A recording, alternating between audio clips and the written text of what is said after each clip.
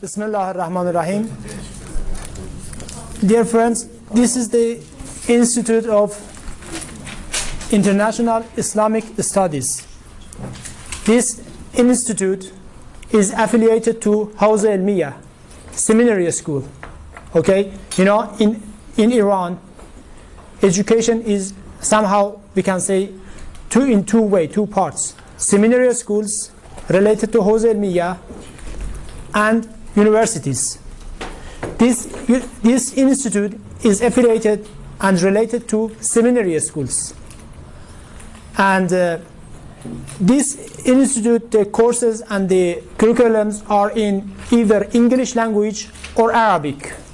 The students here are doing their thesis, their PhD, either in English or Arabic. Dr. Shomali is the head of this institute that we are going to have a meeting with him. And also at the same time, he is the head of the Islamic Center of England. Most of the time, he lives and he is in England running the Institute of Islamic Center in London. Occasionally, he comes here for 2-3 days. This time, we had the pleasure, to be with him, to have, to manage this meeting with him. And because he is here just for a short time, 2 days, we had to change the program to come here. And we are going to benefit from his lectures. He is the author of many books and also so many articles. As well as he has so many lectures. If you are interested, on YouTube and other websites, you can follow, you can listen to him. Mostly he explains the Islamic theology and Islamic ideology. Something that I wanted to say yesterday, introducing the book which was published by this institute. The book that I introduced yesterday is published by this institute in cooperation with London College. Something I wanted to say that to understand the Islam and the Muslims and Shia, sometimes they go and do research about the people or social, for example, affairs. But one of the main important things, if you want to understand the East and Islamic countries, is that you have to understand their ideology, their beliefs. Because of this, I introduced that book, that the basics and the fundamentals of how they are thinking, what they are imagination of the world, of the life, is important to understand their life. Because of this, sometimes they don't have a true understanding of a Muslim, because they don't understand how they are thinking about the world. So beliefs are very important. Because of this, I introduced a book yesterday. And I think it is necessary. Either if you are going to study Iranian studies, Middle Eastern studies, or any other, for example, field which is related to this region, you have to understand the people's ideology, people's understanding of the world. And belief is important. Dr. Shomali's lectures on YouTube, on, for example, the other sites, are in this order, that introduces or explains the Muslims' ideology. If there is a time after the lecture, you may have your questions and comments. You're welcome. We have the presence of Dr. Shomali. His Excellency is the head of this institute, and at the same time he is the representative of Ayatollah Khamenei in London, running the Institute of Islamic Center in London. Brothers and sisters who are here, friends, are from the two universities in Czech, Prague University and Pilsen University of West Bohemia. Most of the students who are here, they are studying Middle Eastern studies. And some of them, those who are from Metropolitan Prague University, they are studying international relations. The students from Prague University, they have some information. Of course, they are studying the Islam. And Dr. Pelikan is teaching in both universities, and we are here, and this group is here because of his efforts. Also, Dr. Sobotkova, she is studying and doing research in Islamic jurisprudence and fiqh. She has, very deep and profound, articles about some, research in Shia fiqh. And if you have any words, or we can benefit from, the lecture of Dr. Shomali. In the name of God, the compassionate, the merciful, I am very happy to be able to meet you. And this is an unexpected gift from God for me, because I am here just for a few days. And yesterday, when I was informed about your presence, so we tried to find a time that is possible for you and for us to meet. And right now, as Mr. Maddahi said, I am director of this institute and also director of Islamic Center of England, London, and most of the time I'm there.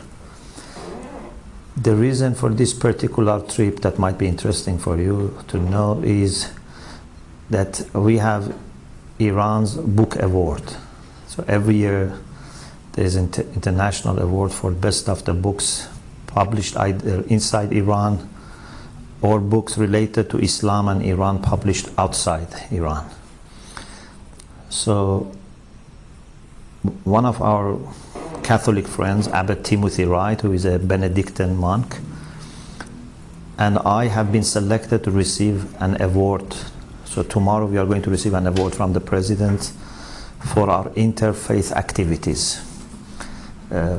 We have started meeting and discussion about 20 years ago in the UK, and then based on that we have had so far 7 rounds of Catholic Shia dialogue.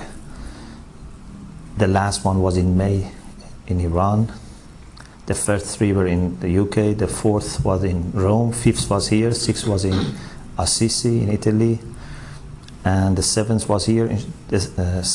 Next one, the 8th one, is going to be in Nairobi in Kenya, inshallah, in September. 6 volumes have been published.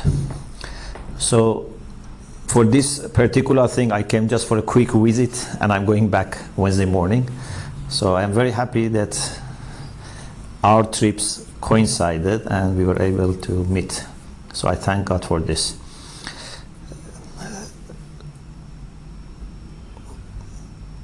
I want to make this session very informal, and just please feel comfortable. And I make a very short introduction. I prefer to leave it open for you to any questions you want to ask, any comments, anything, because I think this is the most beneficial way of handling this short time. What I want to share with you is that in Shia Islam, not in every Shia Muslim, there's a difference between Shia Islam and Shia Muslims, like there's a difference between Christianity and every Christian, between Judaism and every Jew. But in Shia Islam, which we all try to represent, but I'm not sure if we can pass the test. But in Shia Islam, there are 3 things that can give you an idea about the spirit of this way of religiosity, this way of connection to God. And in my book, Shia Islam, Origins, Faith and Practices, I have dedicated 1 chapter to these 3. Once I remember I went to airport to receive some of our guests, Christian guests from airport, and this is 2004. So that was after midnight, and my friend asked me, what is the difference between Shia Islam and Sunni Islam? So I said, what can I say to a tired passenger who has just come and is after midnight on the way to Qom? So I told him, let me tell you this. There are many ways to talk about this, but let me tell you that we have three major characteristics for Shia Islam. That of course, everyone is welcome to say we believe in the same thing, so it's not something that we claim we have monopoly over it. We would be more than happy if other people also accept this. But for us, this is definitely very important, the requirement. And I think if you have these three together, in a spirit you are Shia. And if you don't have these three, you are not a Shia, even if you are called a Shia. But the way our Imams have taught us, the way our scholars have taught us, the way our history shows, you can find that these three are present in every aspect of our faith, in our theology, in our spirituality, in our understanding of politics, economics, in everything. These three should be together. And my friend very much liked these three. Later, when we were in Iran, in that trip, he referred to it. Then I saw him in UK, he talked about it. Then the last time we met was in American Academy of Religion in Atlanta. He said he's writing a book, one chapter is about the three. Recently we had, in November, we had a dialogue with World Council of Churches in Geneva, and I mentioned these three, and it was very much appreciated, and they put it in the final statement that this is what all religious traditions should try to follow to avoid extremism and radicalism. So what are these three? First, rationality. To be fully respectful to intellect or reason, or what we call al-aql, is very important. There's a question in philosophy of religion about how do you evaluate the relation between reason and revelation. Now, some people believe there is a conflict between reason and revelation. Some people believe that we may need only reason in certain areas. We don't give full authority to reason because we are religious, we follow revelation. Some people may say we follow reason, we don't need revelation. Our understanding is that reason and revelation never conflict each other. Indeed, we believe that they support each other. And the greatest chance for you to be fully respectful to reason is when you follow revelation, and the greatest chance for understanding revelation properly is to follow reason. We have a rule in our jurisprudence which is known as qa'idatul mulazama, the rule of co-implication or correlation. كلما حكم به العقل حكم به الشرع وكلما حكم به الشرع حكم به العقل. This is very important. I don't think you find this kind of a statement in any other tradition, and I would be more than happy if you say no, you are wrong, such tradition also says this. I would be very happy, because this rule is not about a spirituality which is an area that you have more flexibility. It's about law. In legal theories, you have to follow the letter of the law. You are, least flexible when it comes to law. But even in our law, in our jurisprudence, we say whatever judgment is made by intellect or reason is accepted by religion, and vice versa. So for us, reason or intellect is one of our sources for understanding Islam, even in fiqh. So not only we follow Quran and Sunnah of the Prophet and Imams, but also we follow reason or intellect.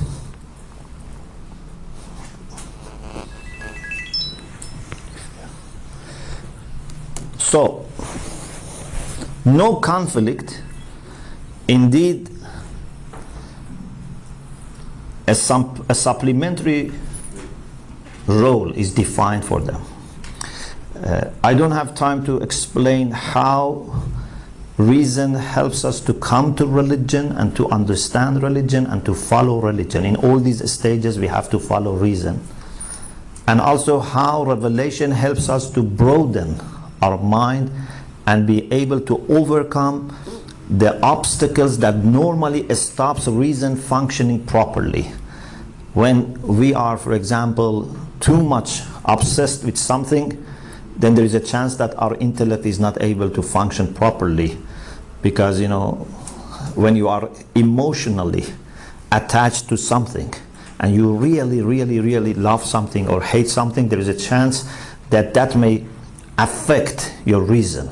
So there are many ways that reason and revelation help each other, and there are some beautiful analogies mentioned by our scholars to explain the relation. I leave it for you. If you have a question, we can come back to this. So rationality is very important, and therefore as a result you see the Shia have been showing great interest in all intellectual sciences. While there were not many, but some, unfortunately, tiny minorities in Muslim world who were against logic, and they thought that this logic, formal logic, is something which is imported from Greek culture, and they were against it, and they said it's a heresy. The Shia are always supporting of logic. When it comes to philosophy, you see great interest in philosophy. If right now to go to any Shia seminaries, you find interest in philosophy. We have degrees on philosophy. We have institutes specialized in philosophy. If you go to our universities, you find department of philosophy. You cannot find any major, any sizable university without department of philosophy. But if you go to some other Muslim countries, from the top to the bottom, you don't find even one single department of philosophy. This has its implications. When those who are studying biography of the scholars, and sometimes they don't know whether this person was a Shia or not, because there were times that they had to hide their affiliations. So one of the things they use is, they say, if this person had interest in philosophy, so it's more likely that he was a Shia. So rationality is very important, but it should come also with a spirituality. Because if you are just rational and you don't get it right and you don't have the balance, then you actually may lose the direction. Our rationality comes with a spirituality.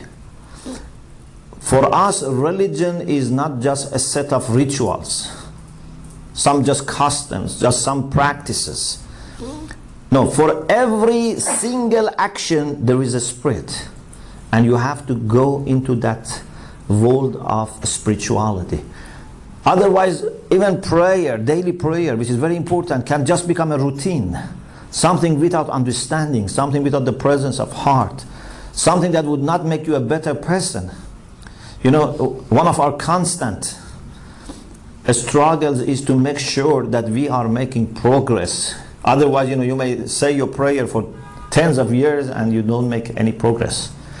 Fasting is not just a matter of keeping, hungry and thirsty. Fasting has a spiritual dimension to it. And you have to become, every time that you fast, a better person. If I am a teacher, if I'm a father, if I'm a neighbor, if I'm an employee, my prayer, my fasting should affect all these relations, because if they affect my character, then this would show itself in any relation that I establish with people. Prayer to God, supplication, is very important. I don't know if you have had chance to attend and visit some of the public and congregational prayers. not only daily prayers, Friday prayer, but even if you go to normal, supplications like Dua Kumail Thursday night, Dua Tawassul Tuesday night. I don't know if you have been to any of these places. So it's amazing if you can visit the shrine or Jamkaran Tuesday night, Thursday night. You see thousands of people, and if you go to Jamkaran, sometimes hundreds of thousands of people come just to pray to God together, to whisper, to cry over their sins, over their shortcomings, to admit to God that we have not been serving you properly, we have not been serving humanity properly, we have not been doing justice to ourselves. So spirituality is very important, and one of the things that I wish you get chance to have an introduction to is introduction to our supplications, at least introduction to Sahifa Sajjadiyya. If you can have one session for them on Sahifa Sajjadiyya, and if you can browse, you see it's beautiful collection of supplications by our fourth Imam, and it is translated into English more than once, and one of the good translations which is called Psalms of Islam. And I remember we had a conference on this book in London last year, and a lady who is a Christian professor in London, she said she uses this book for her daily reflection. And she said something that I felt very embarrassed that I'm not doing something like this. She said she has actually read for herself this book and recorded, and says she listens every day to the recording of this book. So you see, beautiful pieces of prayer and whisperation, full of ideas. Many of our students here have been actually working comparative study of Psalms in the Bible and Sahifa Sajjadiyya, about, for example, repentance, about theology, many things. So spirituality is the second element, and this is why you find Sufi Muslims are very close to the Shia. Actually, some Sufi orders are Shia, but even those who are not Shia, they trace back their genealogy to the Imams of the Shia. Almost 90 or maybe even more than 90%, they go back finally to Imam Ali alayhi salam. So spirituality is the second element. The third element is search for justice. Because if you want to be balanced, you have to bring your spirituality in a rational way to the society. If you are not balanced, your spirituality may imprison you. And then you become a person who is just isolated from the realities of the life. You become more focused on your own spirituality. But for us, although you have to be focused on your spirituality, but then through that, you would have a new understanding of your role in this world and how you can improve the condition of the life for other people. A true servant of God, a true mystic, a true spiritual person is the one that is not just enjoying his times of reflection and contemplation and prayer. He is also enjoying in serving other people and making this world a better place and working towards establishment of the kingdom of God on this earth, but in a rational way, in a spiritual way, by being a good testimony and not by imposing or forcing. So the Shia from the beginning have been very concerned with the issue of justice. In theology with divine justice, but also in morality and economics and politics, about social justice. The Quran very clearly tells us that all the messengers have come, and one of the main tasks was لِيَقُومَ النَّاسُ بِالْقِسْطِ, so that people stand for justice and establish justice. The messengers have not come to establish justice by themselves. They have come to teach humanity how humanity can establish social justice. And we believe that this world would not end without having universal administration of justice in the world, and that is when Imam Mahdi and Jesus come together, and this social justice and equity will be offered to all human beings all over the world. So you see, the Shia have been very sensitive about unjust practices of some Muslim rulers, Muslim caliphs. And I don't know if you have had chance to browse the lives of our imams. All our imams are killed. They are all martyrs. Not because they were soldiers, all, all of them were soldiers or fighting, no. Their presence, their stress on rationality and spirituality and justice was enough to make unjust and illegitimate rulers to feel that they are to get rid of these people, because they were not able to see there is such presentation of Islam that attracts hearts of people and brings a new approach to Islam, which is different from what those unjust caliphs used to say, which was Islam of just power and money and adding to your territory and so on and so forth. So all our imams, all the 11 imams were killed, and we have only the last imam who is in the occultation, and Allah has preserved him for us, so that when we are ready and when we are prepared to help him in his mission, then he would gift us with the imam, of course with Jesus. So rationality, spirituality, and search for justice, these three together, that you can find in every aspect of our faith, I think are very important and can avoid many problems like extremism, radicalism, passivism. Some people are very passive. On the other hand, some people are hyper active without having time to think what they do and why they do. This brings you to a balanced position. I think I should stop, just give you a chance to want to ask any question about what I said or about other things that you have in mind. I would be very happy to share with you my ideas and thoughts. Thank you for your attention. Alhamdulillah Rabbil Alamin. Yes, first I have a theological question. Yes. When you were talking about Mahdi and Jesus, and they will come and will prepare. Yes. And they will come together and they will make a new world order. So my question is, they will stay here with us forever in Shia theology? Not forever, but that would be the last stage. So there would be no stage after that. So they would be with humanity in the ending part of the history of humanity. How long that's going to remain, we don't know it. But it would be considerable time. But that would be the end. Then would be, the resurrection. So we are not going to be in this world forever. Yeah, because we would have a resurrection and another life which is eternal. Thank you. Yes. I'd like to ask 2 questions. Yes. The first one, you spoke about justice. Yes. So, would you mean justice for an individual or for the whole community? Thank you. What's the difference between? Very good question.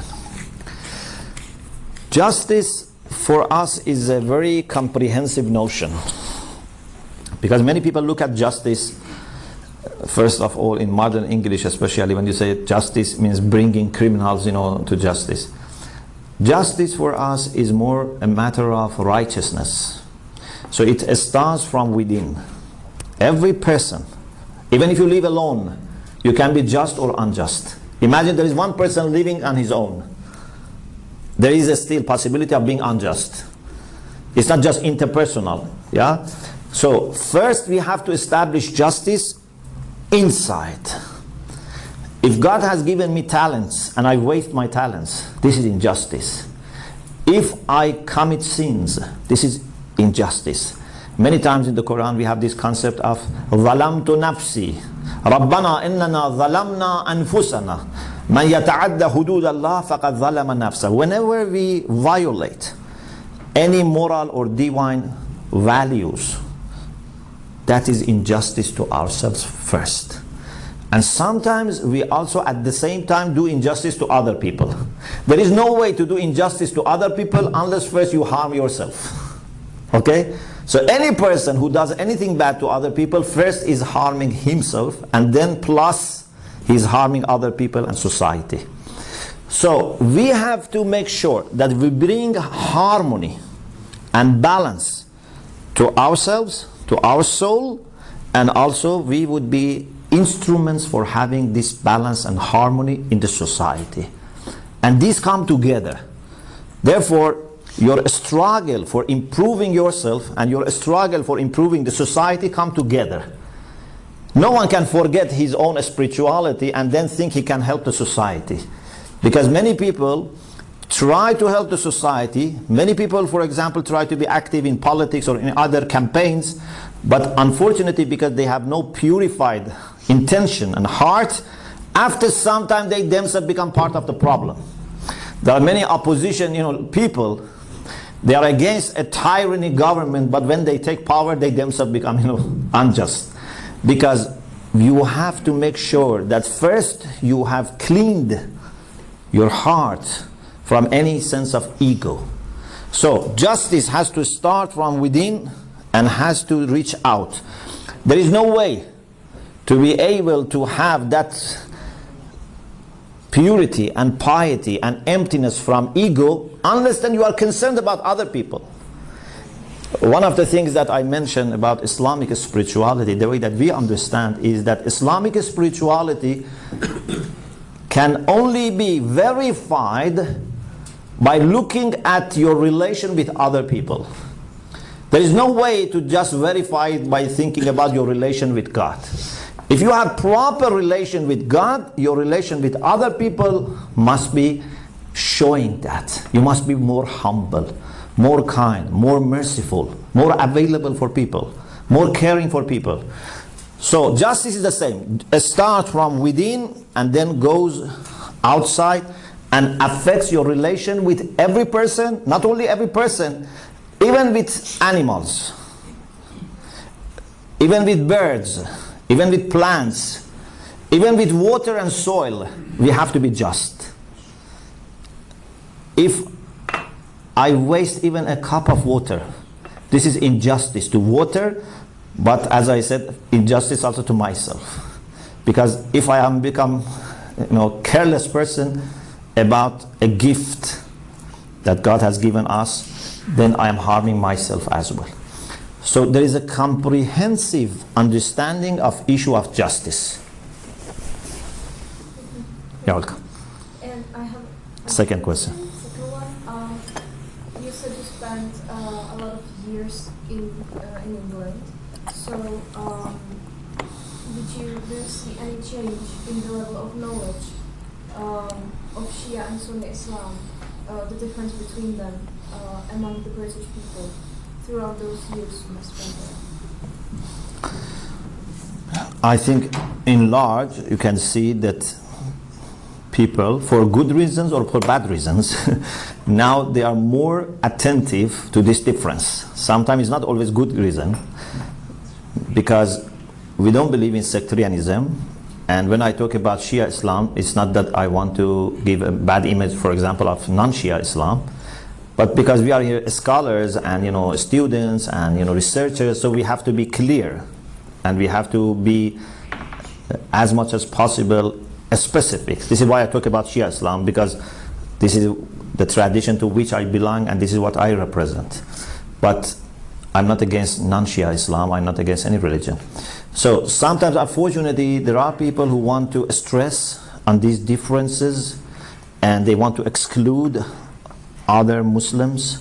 So sometimes this has created curiosity about what is the difference between Sunni and Shia in a negative way. But sometimes there is genuine curiosity because people want to know more about the diversity that exists in Islam. Because as you know, Islam, like many other religions, has not come with one manifestation or one representation or one interpretation. Islam comes with many different interpretations. You know, in Christianity we have, you know, hundreds of different denominations and churches. Of course we say, you know, Protestant, but Protestants, as you know, are hundreds of different denominations. We have different groups of Orthodox. We have different, you know, groups in the Christianity as a whole. We have Catholics. In Islam we have also a diversity. And for people it's very important to know that there is diversity. And what one Muslim believes or acts would not represent the entire Muslim community. Even sometimes people don't represent their own community, you know, because you have people that have problems. For example, you know, in Iran, if you go to prisons, okay, you may find the majority of prisoners in Iran are Shia. Not because to be a Shia means you have to be a prisoner, because the majority of people are, you know, Shia, so the majority of people are, you know, Shia. And if you have also, for example, few Christians in prison, for example, this may not be because they are Christians. So it's very difficult for people who have little knowledge about religious traditions, very difficult for them to understand who stands for what. Are they really standing for Islam? Are they really standing for their own sect? Are they standing for a political, you know, party? Are they standing for just some selfish, you know, ideology?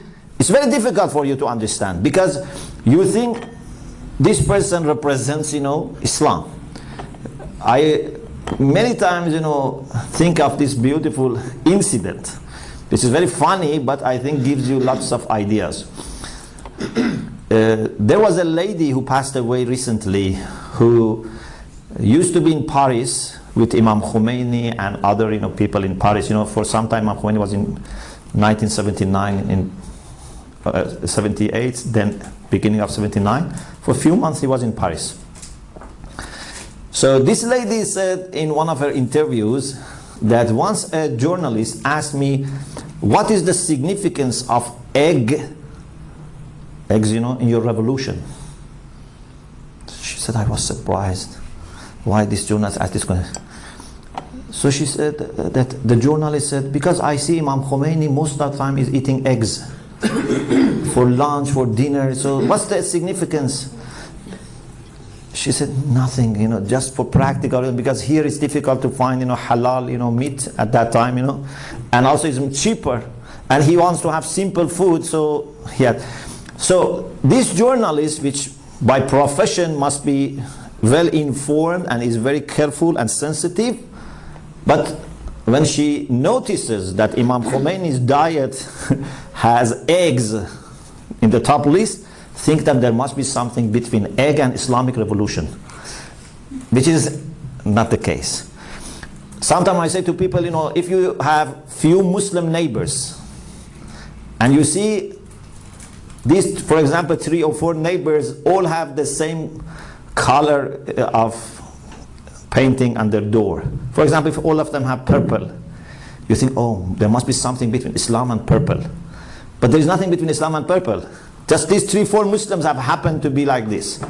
You know, so it's very difficult for people to understand the differences, to understand what represents Islam, what is just culture of a few people, what's the customs. So we have to educate ourselves. So for good reasons or bad reasons, now people are trying to understand that Muslims are not all the same. Even when you go further, you find Shia are not all maybe the same, or Sunnis are not all the same, you know, because there is a diversity. But what is interesting maybe for you is that in Shia Islam you find more consistency, because we have very a strong sense of education. Now this is, I think, something very important. For a Shia to become a scholar, to become a person who can issue a verdict is very, very difficult. It's a matter of taking at least 30, 40 years as average of study and teaching and writing so that you can become an ayatollah. And even if you are an ayatollah, people may not follow you. You have to become a grand ayatollah. And in the whole world, we have only few people that all reach normally that level is when they are 60, 70 years old. With wisdom, with experience, with knowledge, scholarship, recognition of many scholars. This has kept us away from lots of problems. Because in some other traditions, imam of every mosque can issue verdict. And many people have not studied. You know, for us, I don't know if you have had chance to be presented the way we study in the seminary. I have a lecture, maybe Mr. Madai can give you. I talked to some people from Germany about Hose. Maybe you can bring that CD for them, you know, maybe 2-3 copies we can. For us, a study is a very long process. 5-6 years is just to warm up. Okay? If you want to be a respected scholar, not in a top scholar, think of 20 years of study after high school. We don't rush in education when it comes to seminary. Universities are like any university in the world. But in seminary, we have to make sure that we understand. Our priority is not to graduate. Our priority is to understand. And it's very important because then it has kept us saved from lots of problems. So we have organization, we have hierarchy. No one dares, you know, to issue, you know, verdict, you know. So this is something that also people realize gradually, that why, for example, you don't find, you know, ISIS in the Shia. Why you don't find Al-Qaeda in the Shia, you know? Although majority of Sunnis also are not like them, 90% of Sunnis are not like them, but you know, very small percentage. You know, sometimes I say to people, these extremists are not even 1% of Muslims. Imagine if 50% of Muslims or even 20% or 10% of Muslims were terrorists, no one could live safe, you know, in this world. This is just even less than 1%. They don't represent any group of Islam. But thanks to God, they are not from our tradition, but of course I don't want to say the other tradition is also responsible. This is very little presentation, but we know that part of the problem is that because there were not proper education. And many of these terrorists, they are not the people who used to be going to mosques regularly or to take lessons or to have, you know, proper studies. They come late to religion, but they want to reach salvation very soon. You know, sometimes, I don't know if you have noticed, some students come late, but they quickly ask a question, so that they give the impression to the teacher that, you know, although I am late, but I understand everything. And actually they make them funny questions, because the teacher has already talked about this. So some people come late, but they want to go to heaven very soon. Then they become, you know, fanatic. You know, they want to do something major so that they can quickly go to heaven. Then they say, okay, if you kill one Shia, you go to heaven. If you, I don't know, explode yourself in a mosque, you know, you go to heaven, or in a church, you know. So this is the problem. Lack of education, lack of real religiosity, lack of spirituality and rationality, just being quickly brainwashed can put you in this position. So, yes, in the UK and in many parts of the world, now people are becoming more attentive to the diversity that exists in Islam, like Shia Sunni and like many other diversities. Yes. I'd like to Someone raised hand before. You, one of you or no? yes, I have Okay. I just want to observe justice, but sorry. I didn't see her. No, I'm sorry, because if someone can write down who would be first, second. So we come to you later. Yes. Yes, so we live in a secular, maybe atheistic country. Yeah. So Shia is very intensive for us, and how you keep a spirituality and love to God alive? Very good question.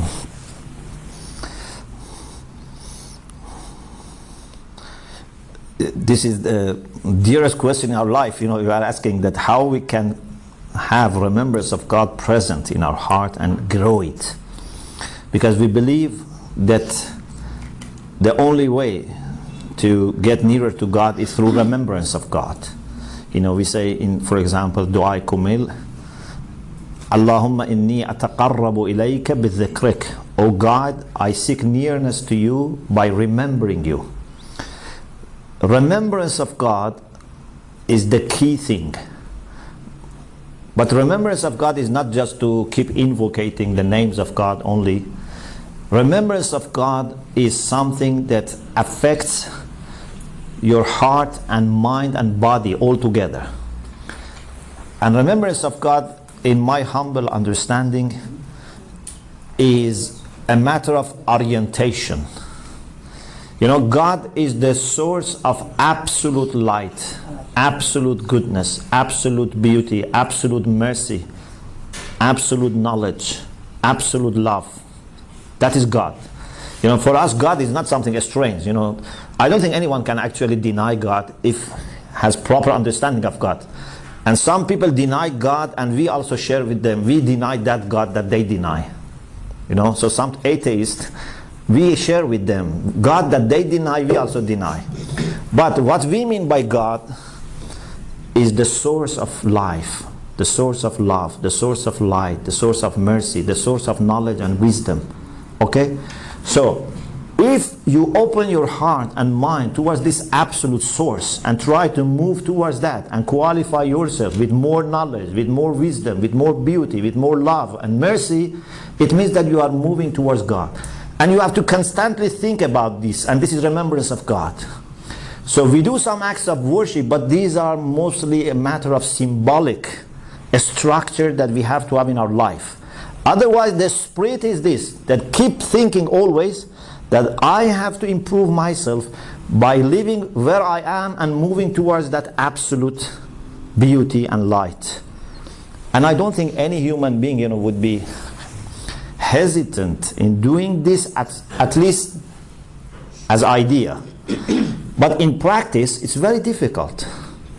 One of the problems that we have, whether we are religious people or not, is that we, instead of thinking of moving towards that absolute beauty and light, we unfortunately just admire and praise ourselves.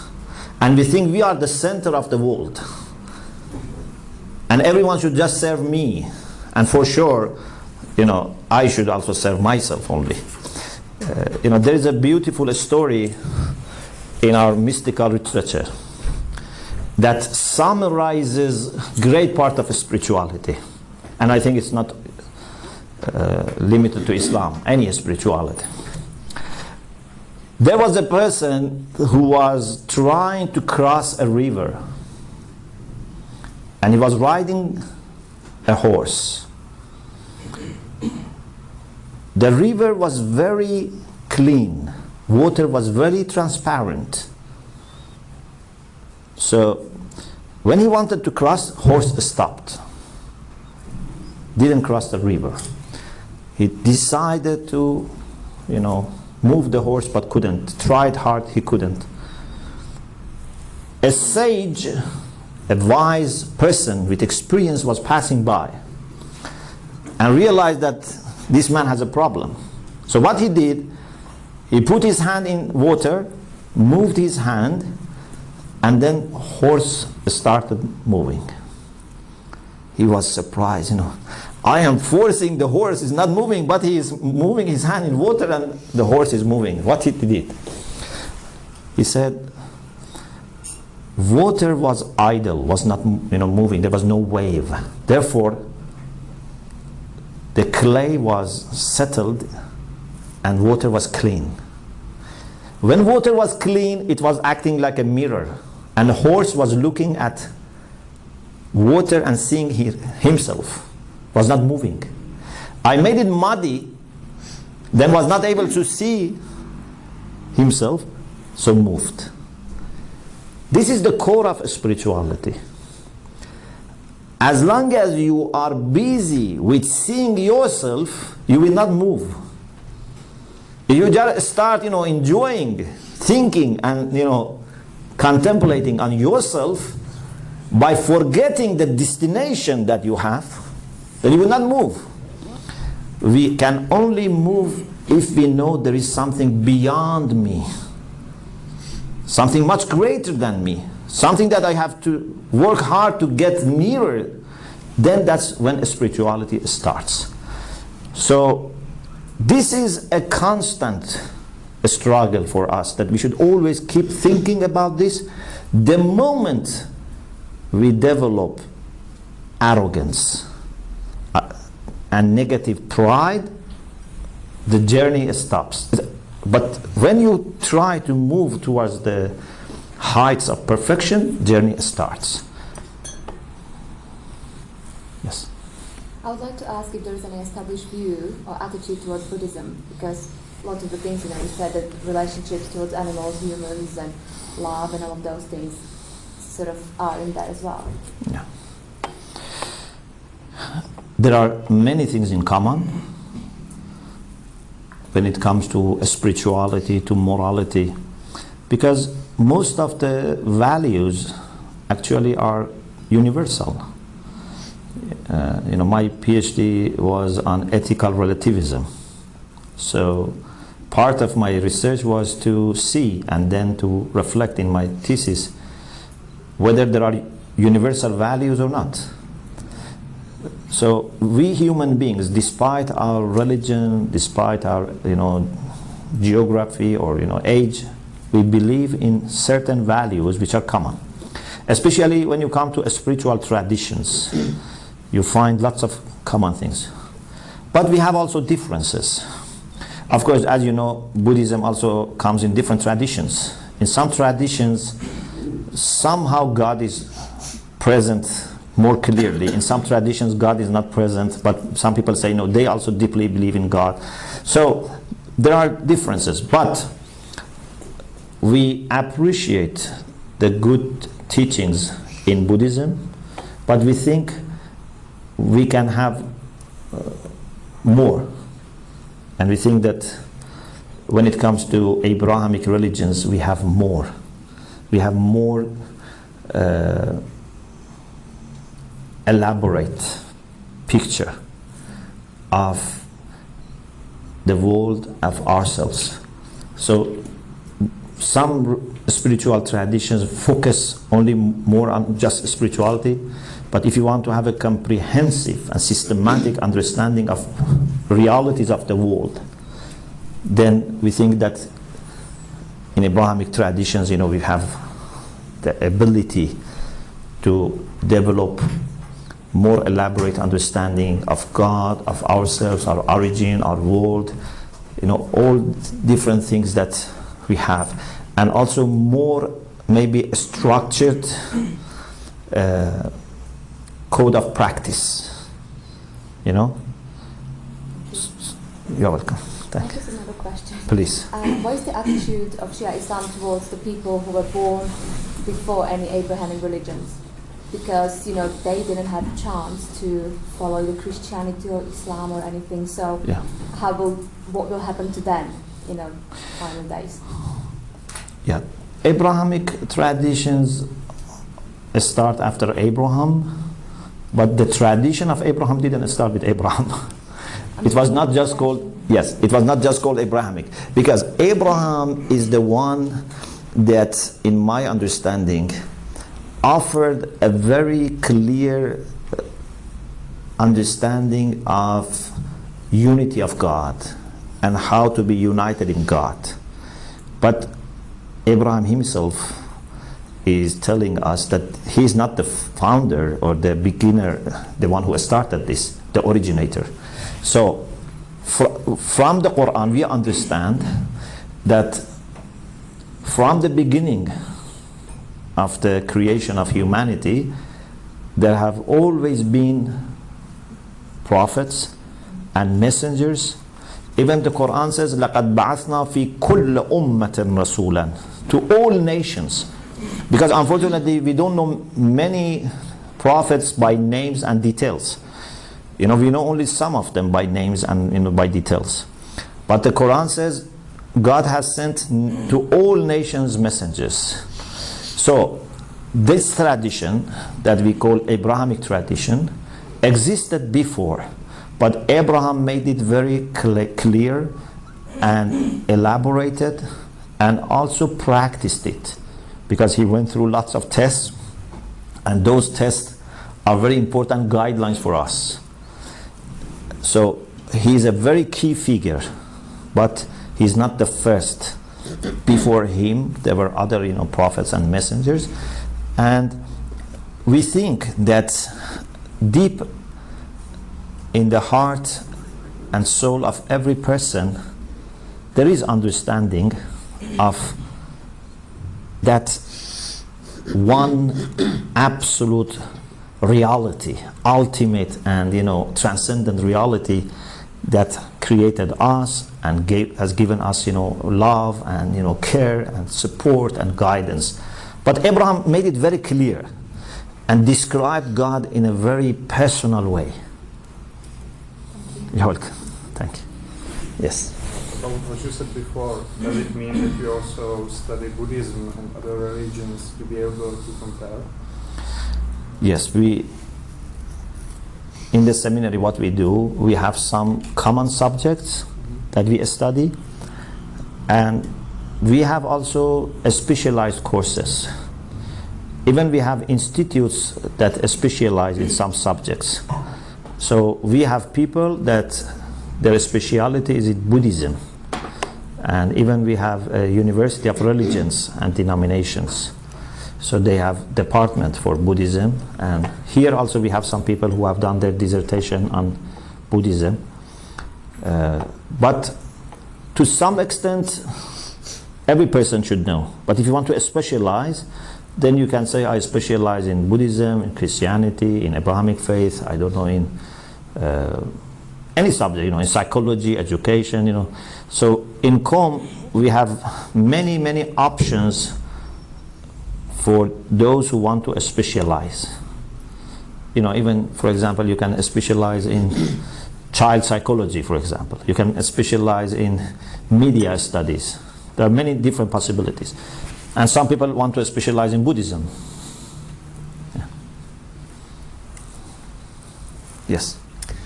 Excellency, thank you for your precious time. I know that you do not have enough. Originally I wished to ask you many questions, practical, as you put down your books directly in English and you consider always the cultural background. However, even for European readers, sometimes there are quite illegible parts because European languages have developed far from Islamic terminology and realities. So I originally wanted to inquire how you deal with these problems, about your feedback from readers, and also I wish to ask about your opinion about current wave of Islamophobia in the West. But as the discussion turned more, let's say, in a philosophic and religious direction, let me inquire one crucial question, and I hope you do not consider it to be blasphemy. I see that Islamic sciences fail many times in comparison with current development of nature, sciences, technology, and so on. Isn't there isn't it time to adopt a third primary source of Islamic teaching beside the Holy Quran and the prophetic tradition, and considering the fact that the world has been created by God, shouldn't we take the word as a third primary source of Sharia? What do you think about that? Like natural law? Yeah, because the world has been created by God. Sure. So isn't it possible to take it as a God's will given to learn, to be learned and to be used for let's say fiqh or Islamic sciences regularly beside the Holy Book and prophetic traditions? Thank you for a good question. Certainly we believe that there are signs for God in creation, and the Quran is referring us again and again to creation. But to be able to understand your code of practice from reflection on the creation is problematic. As you know, there is a theory, natural law theory, that some people like St. Thomas Aquinas, and some other, Christian thinkers have developed, and we share with them lots of good points that they make, but we believe that it's not possible to understand details from reflection on the creation. Because first of all, what do you mean by being natural? For example, is for human beings natural to fly, or it's not natural? Some people may say, if you want to follow the law of the creation, we should not think of flying. We should not, create plane, because creation didn't want us, except to walk and run. It's, for example, should men have long hairs or not? What is natural? There are so many questions that come. That, for example, should we have a birth control or not? If you want to just follow nature, then you would say you can have 20 children, maybe a woman can have more children. So there are so many things that you cannot receive a specific guidance by just reflecting on creation or nature. But what I believe, and I say in my courses on this subject, in ethics, sometimes we address this. I say your law must be compatible with nature. The principles should be compatible, but details, there are millions of details, many millions of codes, so specific that you cannot get it clearly from creation. And as soon as you want to get this from creation, then different interpretations come. This is why we need revelation and decisive rational judgments, not just opinions. Again, opinions is not enough. It has to be decisive rational judgment. So either from revelation through Quran and Sunnah, or through intellect. But we are sure that what would be the result of this way of research would fit into the creation. Okay? But if you want to do opposite, and you want to take every details of your law from creation, it would not work. Actually, there are things in the creation that human beings can go beyond, and they should not be satisfied, because God has created in human beings the capacity to control the nature and to bring their own improvements to the way that, for example, animals treat each other. For example, should we learn our morality from animals, for example, because they're part of the creation? Maybe not. Even animals are not all the same. In some animals, there are some practices which are good. In some animals, some practices are not good. For example, many things about family, about for example marriage, single sex marriage, or other things. If you want to just understand from the way it is in the nature, you cannot understand clearly. So my answer is that we have to reflect on creation, definitely. And definitely there are lots of signs for God for those who think and ponder, as the Quran says. But to be able to draw a very detailed code of law by reflecting on just the creation is not practical. And it's not saving you from disagreements. About science is different. Anything which is scientifically proved and verified, we accept and we use. And you see that, for example, now in Iran, we are very interested in science. In many areas, Iran is very advanced. But science, again, would not help you with your philosophical questions, because as you know, those deep philosophical questions, metaphysical questions, cannot be measured and cannot be experienced by scientific methods in laboratory.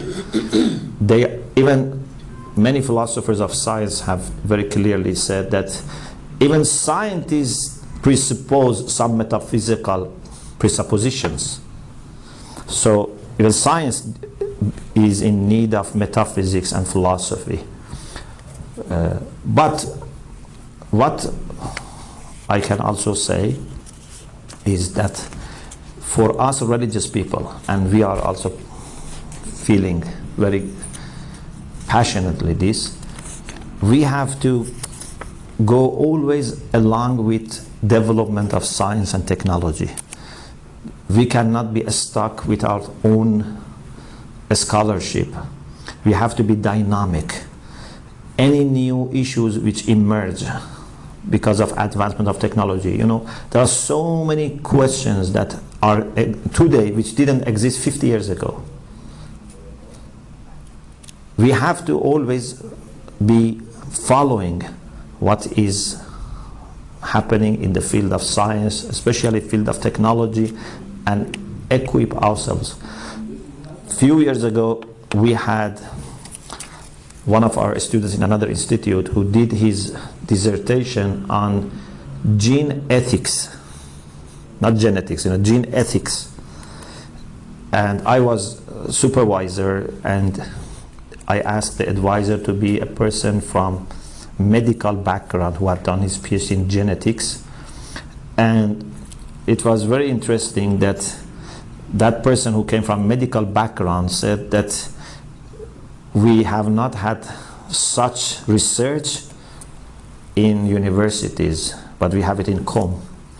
There was a PhD thesis on clinical decisions about people who are in brain death condition, and I was the supervisor. And we had few doctors and few scholars forming a joint supervision. So we are trying, but I accept that still we have a long journey, because there are so many things that happen so quickly. Never change has been so fast. If you compare history of humanity to today, you see sometimes in maybe 100 years there is a one big change. But now every year something new is happening, and everything is quick and fast and affects everyone very fast because of telecommunication, all these things. So we have this struggle, and we are trying always to work hard, and I am sure we have not been able to come along all these changes in a scholarly way. We admit that we have to work harder, and we should not be satisfied with whatever scholarship has been produced so far. But the good point is that we have many dedicated students and researchers here, especially in city of Qom and some other places. I don't know if you have had chance to walk in the city center. You see, always there are people who are studying, researching, libraries, publications. This city is a city for spirituality and science. And many people have decided to have very simple life when it comes to worldly, standards, but dedicate their time to learning. And with such interest that we see in our scholars and students, and with the blessing of God, we hope we can overcome these issues. But as you know, it's very difficult, because everything is so fast affecting our relations. You know how much family relations have been affected just by social media. And it's not only for Muslims, all religious and non-religious traditions now have this challenge. In London, one of my main topics is always about how we should train ourselves and our children to use social media in a responsible and moral way, without their time being wasted, without getting into troubles, without family relations being affected. Now, unfortunately, you see people, first of all, they don't get chance to have a meal together. Father has the meal separate, mother separate, children separate. Even if they have meal together, they are just sitting around the table, but this one is chatting with his friend, that one is chatting with her friend, and no focus, unfortunately, sometimes. So many questions to be answered, and I hope that we would benefit from each other's experience. I am sure in Czech society and community, you are also thinking about these issues. Maybe you have ideas and solutions that we can benefit. Maybe we have something that you find interesting. I don't know. We should be very open and very generous and share our ideas and thoughts so that we can overcome this state. But we are very optimistic at the same time. A believer in God should never be despaired or hopeless. We are very optimistic that we have come all this way, and God would help us to go rest of the journey. Just, we have to be honest, we have to be truth-seeking, we have to be open, we have to be thirsty for understanding, thirsty for learning, and God, inshallah, will help us. I think we have to finish. It's the time of the prayer, and you have perhaps also other commitments. So again, I thank God for giving me this gift of visiting you and meeting you. I wish we had more time. I pray that the rest of your program would go very well, and you would return home safely and with good memories, and perhaps you come again, and the next time would be, I think, better, because you already know something, so you can build upon it, inshallah. We thank also Mr. Maddahi and his team for arranging this and for taking care of your trip. Yeah, and we are very thankful for Dr. Shomali for this opportunity and this informative lecture. And for your information, Dr. Shomali's lectures are on YouTube and his website. Some of them are in series, for example, about wisdom in Islam. And some of them can be the thesis, they are subject of thesis. If you want to follow, listen to these lectures and follow and get the subjects for your thesis. And I very much suggest, and also the book introduced yesterday, Islamic Belief System, is done under the supervision of Dr. Shomali, and it is very beneficial if you want to know the core ideology of Shiism and the beliefs of Islam. Thank you, Dr. Shomali. Thank you, my pleasure. Thank you very much. Thank you. Thank you. Thank you. Thank you very much.